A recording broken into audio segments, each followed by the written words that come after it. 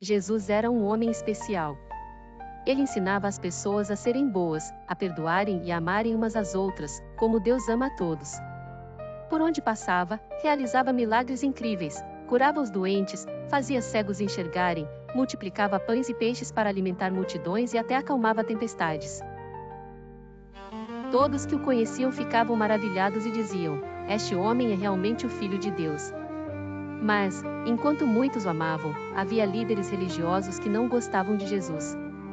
Eles ficavam irritados porque ele dizia ser o Filho de Deus e porque as pessoas seguiam seus ensinamentos. Esses líderes começaram a planejar um jeito de se livrar de Jesus. Na noite antes de ser preso, Jesus reuniu seus amigos, os discípulos, para um jantar especial. Era a última vez que comeria com eles antes de tudo acontecer. Ele pegou o pão, partiu e disse: "Este pão é o meu corpo." Depois, pegou um cálice de vinho e disse: "Este é o meu sangue, que será derramado para salvar muitas pessoas. Bebam e lembrem-se de mim." Os discípulos não entenderam muito bem o que Jesus queria dizer, mas sentiram que algo importante estava para acontecer. Depois do jantar, eles foram para um jardim chamado Getsêmani, onde Jesus orou a Deus. Ele sabia o que estava prestes a acontecer e disse: "Pai, se for possível, afaste de mim esse sofrimento. Mas que seja feita a sua vontade, não a minha." Enquanto Jesus orava, soldados enviados pelos líderes religiosos chegaram para prendê-lo. Um de seus próprios amigos, Judas, o havia traído. Ele mostrou aos soldados quem era Jesus, dando-lhe um beijo. Os discípulos ficaram com medo e fugiram. Jesus foi levado para ser julgado. Os líderes religiosos o acusaram de muitas coisas que ele não fez. Mesmo assim, decidiram que ele deveria ser condenado. Levaram Jesus até o governador romano, Pôncio Pilatos, e pediram que ele fosse crucificado.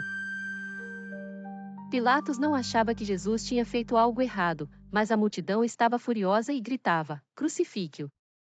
Crucifique-o!" Então, Pilatos lavou as mãos diante de todos e disse: "Eu não sou responsável por isso. Façam o que quiserem." Os soldados colocaram uma coroa de espinhos na cabeça de Jesus e zombaram dele: "Olhem, o rei dos judeus." Eles fizeram Jesus carregar uma cruz pesada até o lugar onde seria crucificado.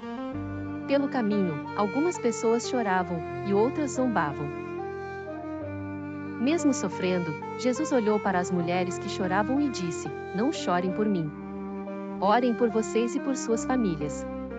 No alto de uma colina chamada Gólgota, Jesus foi pregado na cruz. 2 criminosos também foram crucificados ao lado dele. Enquanto sofria, Jesus orou: "Pai, perdoe essas pessoas.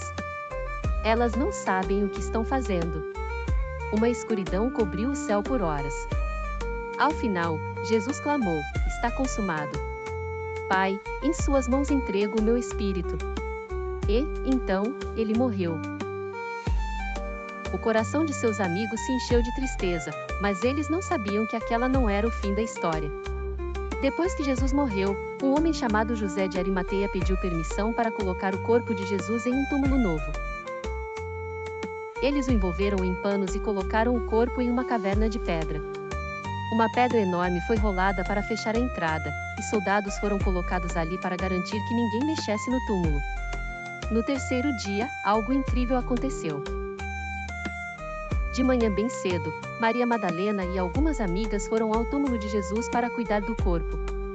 Mas, ao chegarem lá, viram que a pedra havia sido removida. Maria ficou assustada e disse: "O que aconteceu? Onde está o corpo de Jesus?"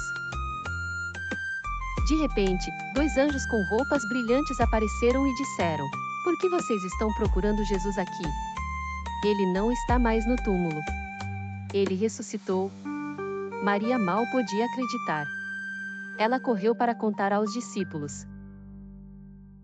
Enquanto os discípulos ainda estavam tentando entender o que havia acontecido, Jesus apareceu no meio deles.